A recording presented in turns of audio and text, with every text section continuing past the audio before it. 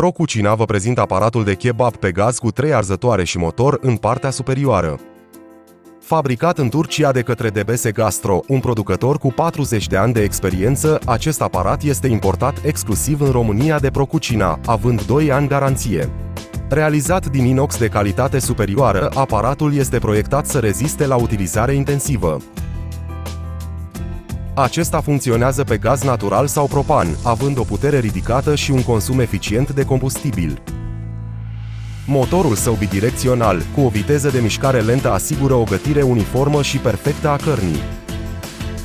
Aparatul de kebab vă asigură o utilizare eficientă și un consum redus de gaz, având elemente radiante concepute să reziste la temperaturi ridicate.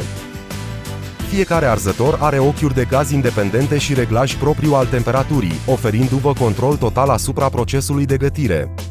Aparatul este dotat cu o valvă de siguranță magnetică și un sertar special pentru colectarea grăsimilor, menținând spațiul de lucru ordonat și sigur.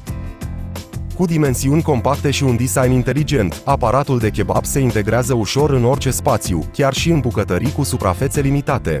Pe lângă acest model, ProCucina vă oferă o gamă variată de aparate pentru kebab pe gaz, electrice, lifturi pentru kebab, cuțite automate precum și aparate de kebab cu design unic, aurite sau vintage.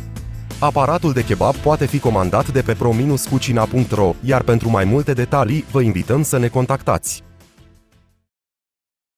ProCucina, echipamente Horeca de calitate.